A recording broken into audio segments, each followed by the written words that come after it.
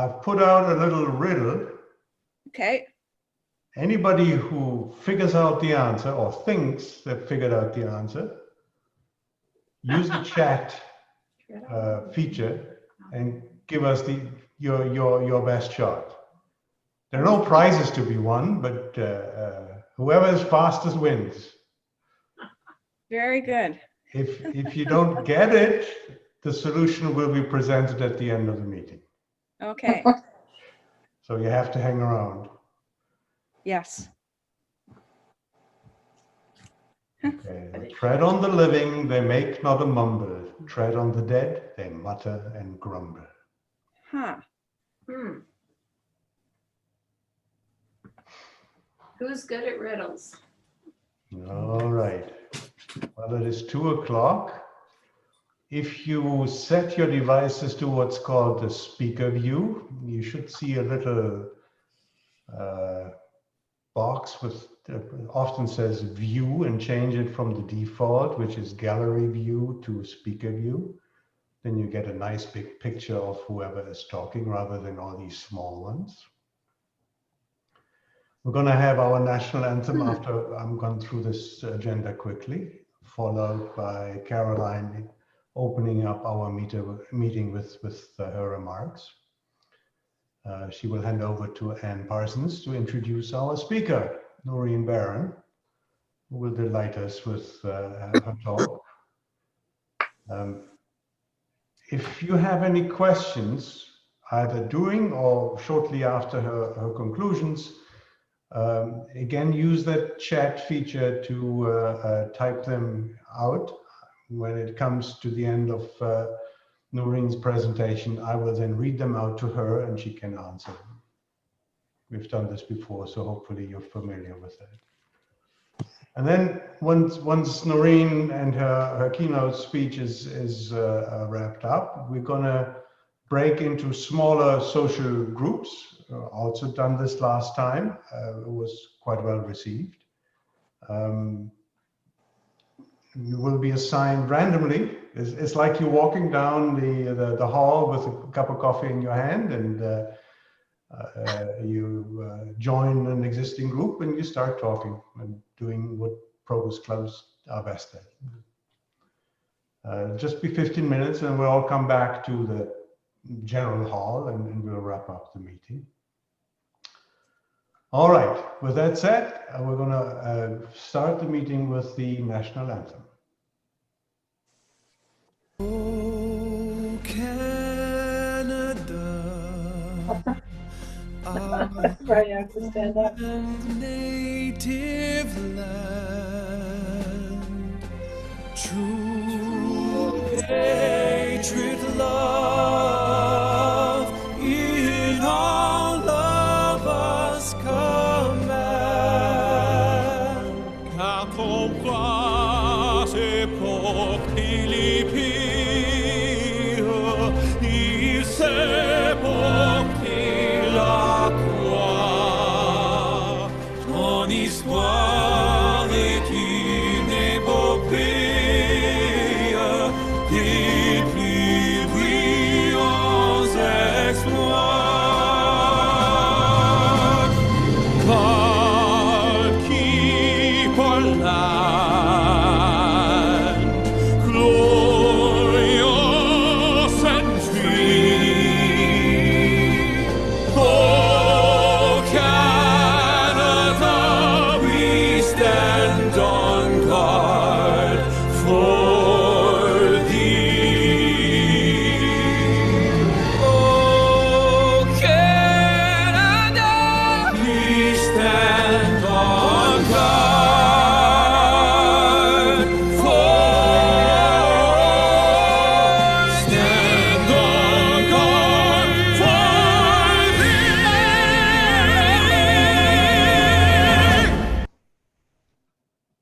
Wow, awesome. With that, Caroline, if you'd be so kind and introduce the meeting to us. Okay. Can you hear me, or am I muted? Or No, you're good. I'm okay. Good afternoon, everyone. And thank you for joining us this afternoon for our virtual speaker event. And I welcome our speaker, Norine Baron. And Norine has been involved with the Stephen Lewis Foundation for 14 years now and formed the local Grandmother to Grandmothers group with 2 other women in 2007. We look forward to the presentation, and now I will pass it on to Ann Parsons. And you will have to unmute first.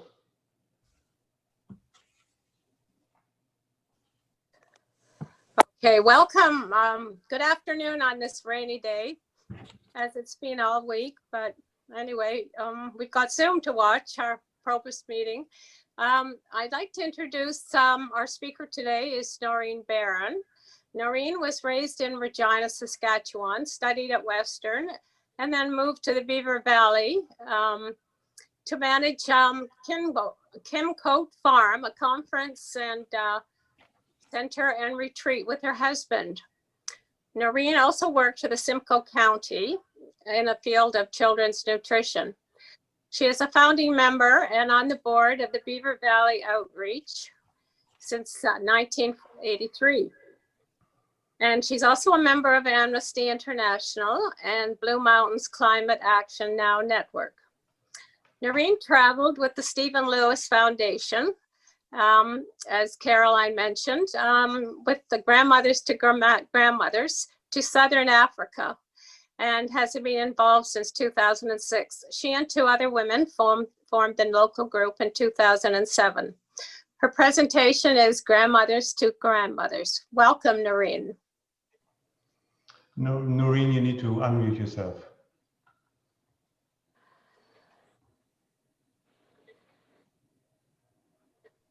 There we go. Yeah. Thank you very much for the invitation and the introduction, Anne. Of course, we all would prefer to be in person, but this is the best we can do right now.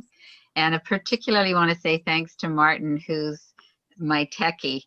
I want to take him everywhere I have to go because it's been great working with him and knowing we can get some other visual content other than this just gray granny. And first of all, I think that Martin is going to be able to show a map of Africa because I wanted people to just have a visual image of where we were talking about. The Stephen Lewis Foundation works in sub-Saharan Africa, which is really, there are 15 countries that are all below the sub-Saharan part. And the reason the 15 are the ones worked in because they were the ones that are most affected by the AIDS pandemic. So you can see that they're named, the countries in white that have names on them are where there are Stephen Lewis project. And this is taken from the website, which I can give that to you. Well, it says right there, just put in StephenLewisFoundation.org and you'll get the website. So the history of Stephen Lewis is a little bit, well, it's interesting. As most of you know, he's a politician and a philanthropist and a speaker. And in 2001, he was named a special envoy to the UN for HIV/AIDS. And he spoke passionately in all the places that he went, did a lot of speaking in Canada, and he always told the stories of the grandmothers that he met. He was particularly inspired by them, and he called them the unsung heroes. And he did that because they were holding up societies, he said, by caring for their grandchildren, theirs and other grandchildren. It isn't always their own grandchildren. And that happened after the parents died of the huge HIV/AIDS pandemic that started about the mid-80s. And there were literally millions of orphans after that time. And somewhere I read 35 million orphans, but don't quote me on that because I could be wrong. It's a humongous number no matter, and lots of little kids without parents. When Stephen Lewis spoke in Canada, grandmothers and other people who heard him started to send money just spontaneously to him, and they started to form groups to raise money as well. And this wasn't at the behest of Stephen Lewis. It just kind of happened organically and spontaneously. And Stephen Lewis tells the story of speaking with David Suzuki, saying, "What am I going to do if people are sending me money? I don't know what to do." And David Suzuki had already started up the David Suzuki Foundation. So he said, just start up the Stephen Lewis Foundation, which I think Stephen Lewis thought was a bit presumptuous. But anyway, he did, because he needed to take account of the money. And so the money started flowing in, and the foundation was formed in 2003. And the motto at the time was easing the pain and suffering of HIV/AIDS in Africa. And that was particularly those who were infected, but also those who were affected by HIV/AIDS. So that was 2003. And then in 2006, the Grandmother to Grandmother campaign was launched on International Women's Day in March of that year. And it became quite the focal point of the whole Stephen Lewis Foundation. There's a whole umbrella of programs that happen, and this Grandmother to Grandmother is really only one program under that umbrella, but it really has become a key element and a key focal point. And Ilana Landsberg Lewis is Stephen Lewis and Michelle Landsberg's daughter, and she has been the executive director of the foundation right from the get-go. And in 2006, she kind of encouraged and pushed her dad to endorse a grandmother gathering in Toronto. And that was the year that the International AIDS Conference was being held in Toronto in Canada, and it was going to be in August. And remember that the campaign for grandmothers only started in March, so it was a quick and heavy duty job to go from March to August and arrange an international gathering. And that's kind of where my story begins, because a friend of mine had convinced me that I should register with her to go to this August gathering. And I was a new grandmother at the time. My first grandchild was born in 2005. So I was beginning to feel quite grandmotherly by that time. So I applied to be one of the 200 grandmothers to join the 100 African grandmothers that were being brought over. Some of them had never been out of their village, so quite the trip to come to Canada. And George Brown College donated the facility, their place for us to use, and Air Canada helped with the flights. And we met for 3 days of workshops and plenaries and meals and fun and tears and dancing and singing. It was quite a marvelous event. And another big sponsor of the grandmother gathering, but also the International AIDS Conference, was CBC. So the images of those 300 grandmothers meeting and interacting together were broadcast all over Canada prior to the AIDS conference. And that captured everyone's attention. And we became quite the human story of the whole international consultation that followed. And before that event, there were 36 grandmother groups across Canada. And immediately following the 3 or 4 days of meetings, there were 100. And today there's over 200. I don't exactly know the exact number right now. We have been up over 250, but there's been some amalgamations, and we're grandmothers. So we get old and we get sick and other things happen. And so some groups have folded or they've amalgamated with another one. And the group in Thornbury started in 2007, but we have been joined by a group from Meaford and some members from Collingwood since then as well. We call ourselves the Grey Grannies, kind of for obvious reasons. Most of us have gray hair, but most of us live in Grey County as well. And I just wanted to tell you a little anecdote about Stephen Lewis. Some of you may have heard him speak in Meaford. He came in May of 2007 to the United Church in Meaford. It's a big church in the round, holds probably the most of any church in Meaford. and he was there, and he was due to speak there, and the place was packed.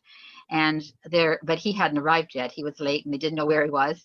And then the woman who was driving him, a staff person, called and said, "We're almost there. We're a little bit late. We got a little bit lost." So for some reason, I don't really know why, they said to me, "Stand by this door, and we're going to direct him to come in this particular door that he can then go right to the podium and speak, and he won't have to, find his way through all of the corridors in the church." So I waited there and watched and signaled to them that they were to come in that door. And when they got to the door, I had never met Stephen Lewis before, but when he got to the door, the woman who was driving him said, "Do you have your notes?" And helped him on with his jacket. And he reached into his breast pocket and he pulled out an envelope. And I saw that on the envelope he had 4 points. And he said, "Yes, I got my notes." He walked in. If any of you have heard him speak, you know how he can speak. You almost need a dictionary beside you to follow what he's saying. He spoke for over an hour, and all I saw were 4 points. And he didn't even look at them, I don't think, once. So that just kind of tells you what kind of a speaker he was. And at that meeting, or still is actually, at that speech, he challenged the audience to start a group, a grandmothers group in the Georgian Bay area. There wasn't one up here at the time, and so we did. And as Anne said, there were 2 other women, one woman from Feversham, one from Clarksburg, and me, and we started our meeting, or our meetings and our group. So that began another different journey for us. And later that year, the African grandmothers asked the Stephen Lewis Foundation to have Canadian grandmothers come to Africa, a few people come to Africa and witness the work they were doing and try to understand their reality. And Stephen Lewis Foundation decided to have a small group of Canadian women go for a very short educational trip in Southern Africa. And so I applied to go and was fortunate enough to be chosen to be one of the 12. Now, I was the only one with an address that nobody had heard of. I live at Rural Route 1 Heathcote. So I kind of became the token rural woman, because although I'm not really a farmer, I have lived in a rural area for 40 years. But all of the other women lived in cities in Canada. So the goal of that particular trip was to meet grandmothers and witness the programs that they were involved in, and thus build solidarity. And we were committed to talk about the experience for a year upon our return. So I raised some money for my trip in the community, lots of events, and made promises to talk to groups and churches and even on street corners, which I probably did sometimes. And in February of 2008, we had 2 weeks in Southern Africa and another week of preparing and traveling and debriefing. So about 3 weeks altogether. And it was a marvelous experience. There were 3 groups of 4, and the 3 other women that I went with were from near Ottawa at the time, and Oakville, and British Columbia. And so we've remained friends over all these years. So we went to 3 countries. We went to Uganda, South Africa, and Swaziland. And Swaziland is now called Eswatini. I haven't quite got my tongue around that yet. And we visited community-based organizations, and we met with many grandmothers, and we heard their tragic stories. And all of them had lost children to HIV/AIDS, and all of them were looking after 1, 2, 5, 10 grandchildren. And the first project we went to was a project called Reach One, Touch One Ministries. And it's a project that was being run at the time. It was a new project, strictly based on helping seniors and meeting the needs of seniors. And it was in the western Uganda, very close to the Rwandan border. It was about 8 hours by car west of Kampala, the capital city, if anybody's ever been to Uganda. And Kenneth with an unpronounceable last name of about 20 letters, I think, is the executive director, and we have become very good friends. And he's been to Canada, he's been to the Beaver Valley, and I've been to Uganda again since then. And now it's grown into a very large, influential, caring organization, and they have a very large tract of land near Kampala, where it's their home base. But they still run this program in the hills of Kabale, which is western Uganda, and it really looks like the Beaver Valley in many ways. I felt quite at home while I was there. In all of Uganda, 90% of the people profess to be Christian, and about 10% are Muslim. And this particular organization is connected to the Anglican tradition, but all seniors are welcome, no matter what faith they are or what gender. There's mostly grandmothers, but there are a few grandfathers as well involved. And then we went to South Africa, and we went to a project called Hillcrest AIDS Treatment Center in Durban. That's on the east side of Africa, up the coast. And at that time, it was a well-established organization that had begun many years ago to stand up for HIV positive people when it wasn't a cool thing to do. And it still remains a very strong advocate today for people who are testing positive. And has many, many to the organization, including a social enterprise, wonderful gift shop. And it reminded me a lot of Beaver Valley Outreach because it's sort of organic and just meeting the needs of the community, changing programs when needed. And I felt quite at home there as well. And it's a very vibrant organization, still operating very well. And the last country we went to was Swaziland. And in Swaziland, there was the first ever International Women's Day March. Now, this is a big deal because women don't have very many rights in Swaziland. But there were 1,800 strong that came out to the march. And there were only about 15 of us, a few staff people, and then volunteers, so from Canada. So that was quite a showing. There's a very high rate of HIV/AIDS in Swaziland, which is tragic, but there's also very progressive programs and very innovative organizations dealing with those problems in Swaziland. So it was fun to go there and feel the energy and march on the street. And then upon our return, each of us were, as I say, committed to speak for a year. And I think I made about 40 presentations in the year, maybe more, but at least that many, to educate and keep my promise to the grandmothers that I met to tell their stories. And as you can see, I'm still talking. So the significant dates that I just want to review a little bit with you was that 2003, the foundation began. 2006 was when the Grandmother to Grandmother campaign was launched. And that was the first international gathering of women who we kind of call each other sisters.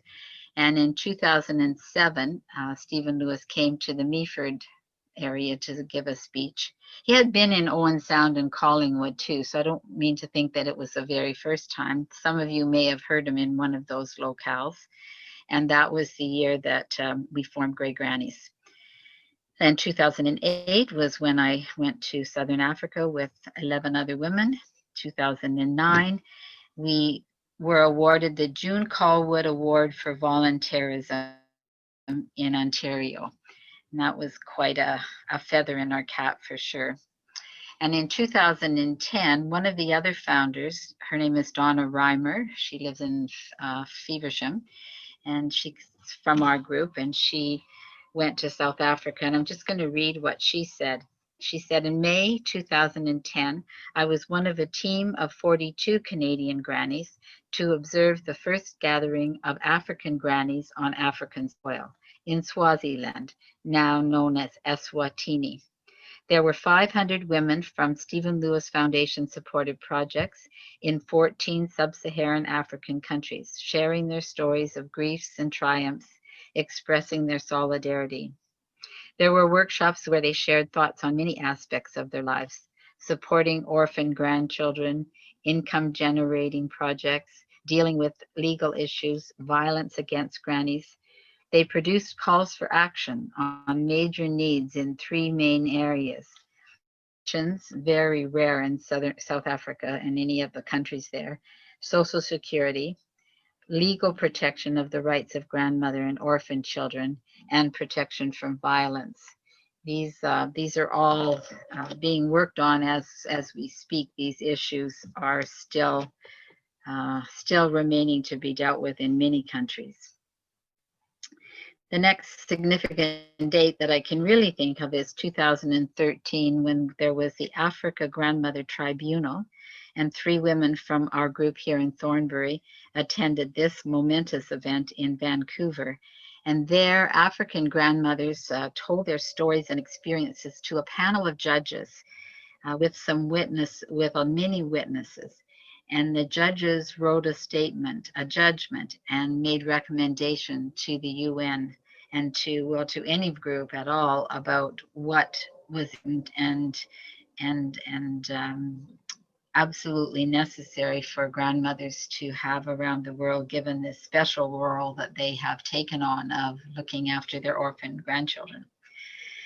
Another event was 2015. There was a Ugandan grandmother gathering, and that was the first ever of just African grandmothers gathering together.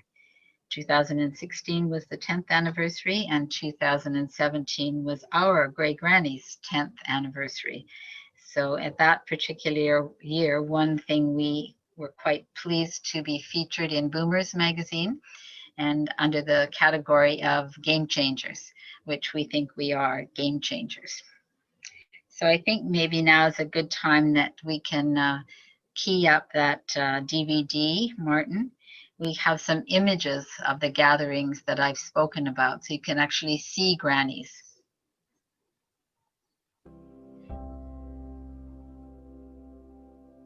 Grandmothers have held communities together at a time when nobody knew what to do about the number of deaths, the number of people who were sick, the economic and the social impacts on communities. Grandmothers stepped into the breach because no one else was doing anything. No one else was taking the initiative.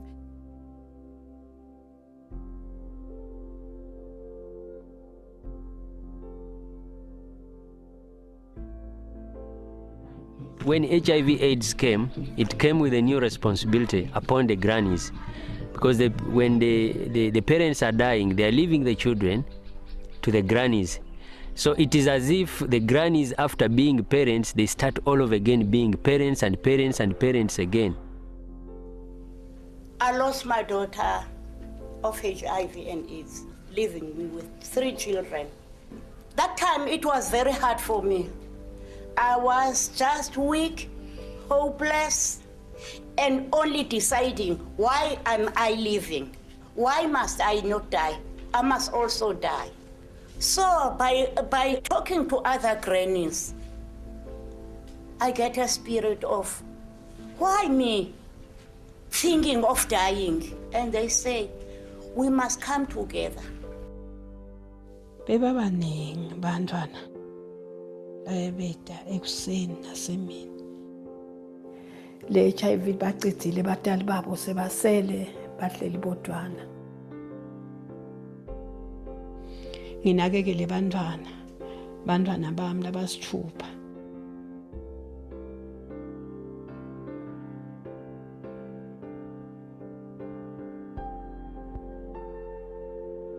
Kyenandiyendera irala ensi yona yona etegeere era bwe tunifa otwetiisa obuvunaanyizibwa abantu abandi bwe batali kwetiika kale nga twenda tubalage nti tulina kye tuliikola ti nsonga tuli bakaire bategeere nti tulina omulimu gwe tuliikola.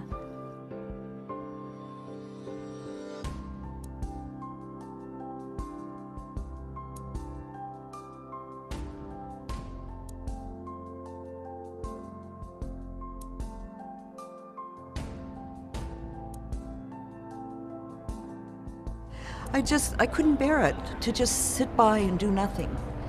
And also at the same time, I felt like it was it wasn't enough just to write a check, that somehow or other we had to connect. And well, how that connection has worked out has been amazing. Knowledge. We need a skill which can take us somewhere. Not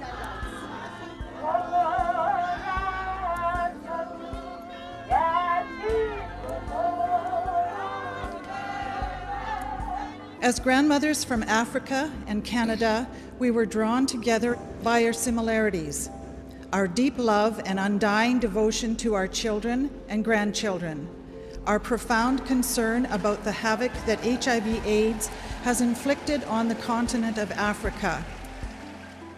We, the grandmothers of Africa, speak to you now as the guardians of the future. Our labor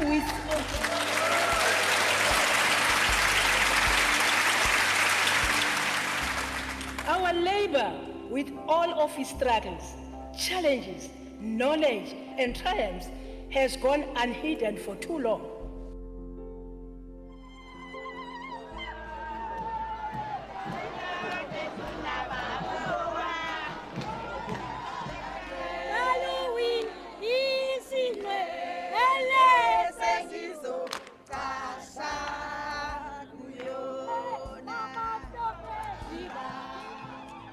Community-based organizations are not only responding to the needs of the grandmothers, they are also empowering the grandmothers to speak for themselves. They have embraced this challenge because if they do not, it dehumanizes them. It dehumanizes their children. It dehumanizes you and me.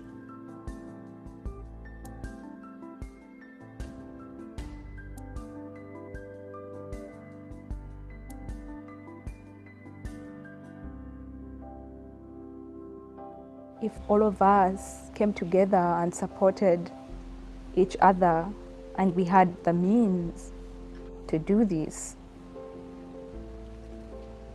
we would achieve that dream that seems so impossible of raising an HIV-free generation.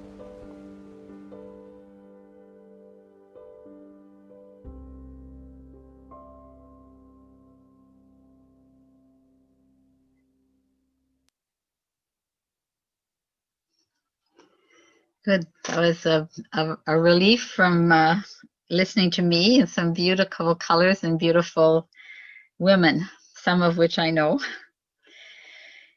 I wanted just to move on into the more recent history, and not too long ago, 2018, I guess it's 2 years now, I think it was in the fall of 2018 that Alana Landsberg-Lewis stepped down from being the executive director of the foundation. And I heard her give one of her swan songs anyway in Barrie at a regional gathering that we had there. And now she's a podcaster. She has a program called Grandmothers on the Move, no doubt drawing from her experiences of the 15 years that she led the organization. Stephen Lewis is in his 80s, and he has gone through some cancer treatments not too long ago, but still heavily involved in the foundation, which he co-chairs. He actually is the co-chair of the board with David Morley. Some of you may know that name from international development and justice circles. And a new executive director has joined the foundation this year in May. Her name is Megan French, and she came to us from UNICEF. She spent many years working with UNICEF in Canada, and then the last couple of years in Geneva with a program called Every Child Alive, a maternal health focus. So she just started. I've not met her except over the internet, and we look forward to continued good years with her. And our group has had many events throughout the years. We've had speakers from Africa and from Canada. We've had concert, a dinner, mini lunches, a bridge tournament, Scrabble nights, walkathon, craft and basket and jewelry. I'm wearing a jewelry that we made here. And all of this to educate people and to raise some funds to go to Africa. And we've also raised funds by staffing the Centurion races, the Sea Otter biking race, Rotary runs, and tag days in local grocery stores. And our group has about 15 to 12 to 15 members pretty much all the time. And over the years, we've raised a total of $105,690 to date. So we've done quite well for a rather small rural group. And as of the late 2019, so this is about a year old now, the groups in Canada have raised $36 million for grandmothers programs in those 15 countries that you saw on the map. We've seen the African grannies rise up from their grief and their trepidation and their sadness to give support to each other and become educated and become political and become involved. And of course, some have died over the years from HIV/AIDS or from tuberculosis or Ebola, and the oldest granddaughters and sometimes grandsons have taken over the responsibility. And I've seen that happen too. But there are well-established community-based organizations that work with the families and with the grandchildren who are taking over the leadership role. And they have very innovative initiatives that are particularly tailored to the needs of the community, using the wide resources that the communities might have. And the new motto is, well, it's not so new anymore, but it's a more hopeful motto, turning the tide of HIV/AIDS. And we think that together we've turned the tide. There still are incidences, but it's a very positive thing happening now in community support. This year has been a setback for everybody, of course, and it's been difficult for our group due to the COVID restrictions and the fact most of us are over that magic age of 70, so we're particularly vulnerable. But we've made some personal contributions and we've had small individual projects to keep the funds flowing to support grandmothers. We had a wonderful Mother's Day brunch planned for May of this year in cooperation with Gilles Haché. I think some of you may know him from the good work that he's been doing in the community about food, but of course that was canceled. He started a program to supply meals to seniors and shut-ins and people who were particularly vulnerable and lonely. And then he opened a restaurant on top of all that. So we hope we can partner with him in the future sometime to have that wonderful brunch, that special brunch that he was going to cook for us. Another innovative way that anyone can help is through donating Aeroplan miles. We've done that quite a bit, and that if you donate those to the foundation on a certain day in a year, quite often Air Canada matches it. So it's a 2-for-1 kind of a deal. And those air miles are then used mostly to help staff travel around Southern Africa, or the staff travel to and from Canada when need be. So that's a good use of air miles that I won't be using mine for quite some time, I don't think. Let's see, what else did I want to tell you?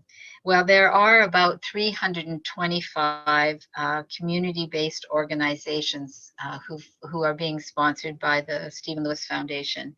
And I think I read somewhere that they've received about $1 million each. So that's wired directly. And then the foundation gets quarterly reports from the projects and 2 narrative reports, written reports a year. And it's a very holistic partnership. That's the key to the whole approach of the Stephen Lewis Foundation.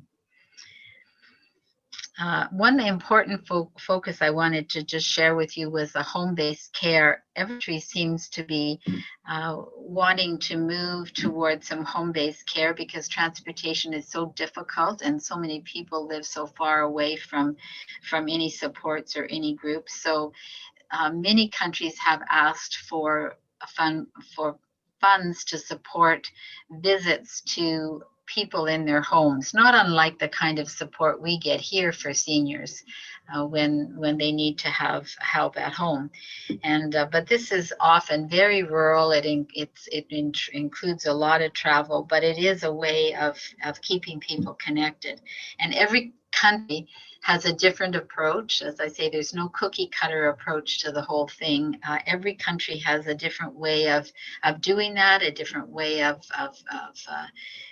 transporting people there, and different needs that people might have. So it's really good to have that ability to tailor the needs to the community. And that whole home-based care keeps communities healthy and vibrant. So it's a special project. And the other thing I wanted to mention was that the Stephen Lewis Foundation has about 8 or 9 field reps in Africa. So they are the ones, they're African men and women who do the visits to the projects, and they visit yearly. Each project gets a visit at least once a year. And that's, as I say, that's often where the Aeroplan points go. And the whole idea is to build solidarity and not just build charity, so that there's an equal partnership there. So that's very strong. And one of the last things I wanted to say was that people sometimes think that HIV/AIDS is going away, and it is under control. There are antiretrovirals that are available to people who are HIV positive, and education has helped, but there still is infections daily. And one of the groups that's most at risk right now are young girls, 15 to 24. And the UN statistics say that they are now being infected at a rate of about 7,000 a week. And a quarter of all infections with HIV/AIDS are within that young age group of women and girls. And that's, even though that population is only 10% of the whole population, they're having 25% of the new cases. So this is a program, this is an age group that really needs some attention and some help. And so many countries have started girls' clubs to educate and empower girls, because there are still men, older men, that are taking advantage of young women who are young, naive, in poverty. And for some girls, sex is a survival technique to get food for their family, for themselves, or to get money for school fees. So this is a way of this is a focus that really is important right now. And there's a lot of programs going on, and I've read about some that are very active and very open and very empowering for young girls. In COVID times, all the time, you need good nutrition to go along. If you're taking antiretrovirals, you need to be well nourished in order for them to be working. And this is particularly a hard time, because there are food scarcities in some countries, and many children had food when they went to school, just like breakfast programs and lunch programs here. And so now that schools are closed, the food that they got at school is no longer available to them. So that's a vulnerability for sure right now. And so is soap, and access to clean water is still difficult, and particularly difficult if you're trying to isolate at home and the only source of water that you have is a community well that might be a couple of kilometers away. So you can't really go to the well if you're trying to isolate, and soap is always a luxury, a commodity that's very, very not very unavailable most of the time. So, and also the fact of PPE, protective equipment. But I know that the community-based organizations there are doing what we're doing here. People are making masks out of all maybe the old shirts and sheets that they have around. So the pictures that you'll see coming up, you'll see that there are things going on, and people are wearing masks that they've made themselves. I think Martin is going to key up something that will kind of bring you up to date with the COVID, the special problems with COVID right now. This comes from the Facebook page.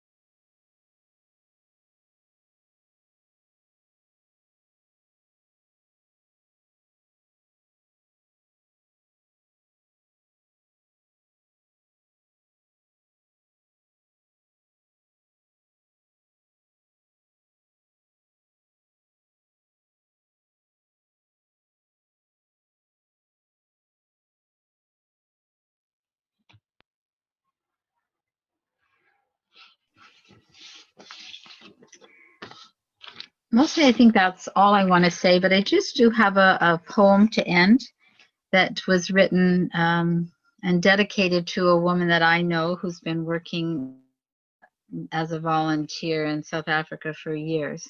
She's a Canadian woman from Toronto, and it's called Sisters. They come a long way to get to know each other from the other side of planet Earth, yet they connect. They do not need introduction. They already know each other. Perhaps their kinship came before them on the trade winds, across continents, oceans, mountains and valleys of this earth. Their spirit selves came together before. Their physical selves meet now. They are sisters. And that's kind of how we feel about some of the people we've met over the years. We are sisters. We are working as best we can for our grandchildren. So there, I also don't know. Think there might be two people from the Grey Grannies that have joined us today. Marilyn Jones came to our group from the Collingwood group originally, and this past summer she took part in a virtual Stride to Turn the Tide. It was a walkathon, and she raised a lot of money just walking around Meaford. And so I think she's on the line today. And also Sharon Reynolds is a new member, and she's our treasurer. So if you're there, hi everyone. And I can take a few questions, but I can't promise to know all the answers. And so I was wondering if Anne, if I look like I'm stumbling and don't know the answer to the question, if you would write it down, and I'll try and find the answer from Stephen Lewis Foundation and send it back to you if anybody wants to get a feedback. But I can answer a few if anyone has any. Very good. If you have a question, either use the chat feature, and I will read out the question to Norine, or just unmute yourself and fire away. The internet connection, Norine, just held up well enough to get us through the presentation. Good, good. I was saying we had problems due to the storm. It blew our dish or our connector askew, and tree branches were down, and so living in the country, that's always a hazard for sure.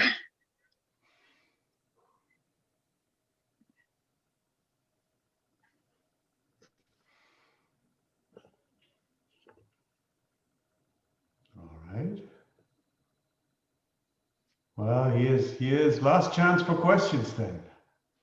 You exhausted everybody's curiosity already. Everybody's asleep.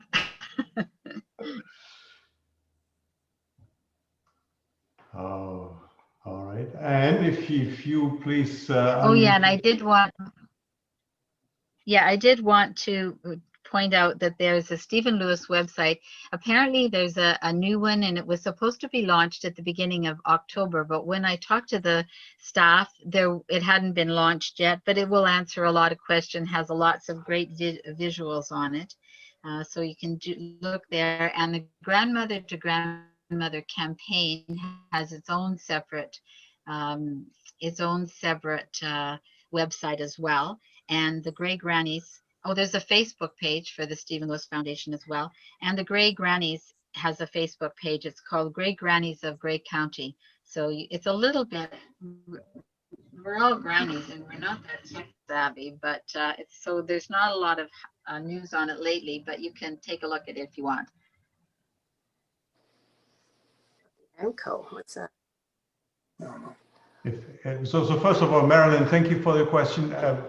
Also, we are recording this session. Thank you to Norine to allow us to do this. And we will send the link once it's on YouTube to everybody. And there was a slide which has the link to the organization, so you can read it off from there. Do we have more questions? Yeah, Heather is asking a question here. Do you have an example of some of the income-producing ideas for grandmothers that they were able to implement themselves in Africa? Yeah, there has been quite a few. As you can imagine, some of them involve animals. So I know that in projects, grandmothers were given a couple of chickens, and then they could sell eggs, or they could produce more chickens. I know somebody who got a goat. I think there was a lottery and she got a goat, so she started to raise goats and use and sell goat milk. When I was in South Africa, the women of South Africa, the women do wonderful beading work, but glass beads are very expensive for them to get. So they got a loan of beads in the first place, and then they made jewelry, which they then sold, and then they could buy beads the next time around. So they sort of got a bead loan at the beginning, and then they were able to do that. And then another example that reminded me a lot of Beaver Valley Outreach was that people, South Africans of some means, would donate their used clothing, and then the grandmothers would come and they would pack a bag. They get like a garbage bag full of clothes for a very, very little amount of money. They would choose what they wanted, and then they would take it out on the street, and then they would sell it on street corners, which is very, very common to sell clothes on the streets. And then they would, whatever money they got, they could keep. So those were two that we saw income generating. We saw some, I was involved in a granny garden, which didn't exactly generate income, but it did mean that they had food. So we planted, it was just a small garden, maybe the size of a card table. It was just small, but we packed it full of just things like onions and a tomato plant and, things that would keep producing. And they had the ability to tend a small garden like that. So there is those are small projects. There were bigger projects with groups of grandmothers that got together to do some jewelry making, to do some food preparation. I remember there was one that they got together as a group and they hired themselves out as a caterer to the wedding celebration. So they made money that way. So they're quite ingenious for sure. Well, Norine, I want to thank you so much for this wonderful, heartwarming story of these wonderful grandmothers. It was spectacular, and the videos were wonderful to see shots from Africa too. And I'd like you to present you with this honorarium, and lots of encouragement with your fundraising. Okay, and your grannies, your great grannies. Thank you. Thank you. Right. Well, thank you, Norine. And also, if I segue over to the next piece, we remember we had this little riddle at the beginning. We received one answer, and it was Norine, our guest speaker, who put us all to shame because she got it right. Oh, It is leaves. Leaves. Oh. Oh. Very topical, I thought, for this time of the year.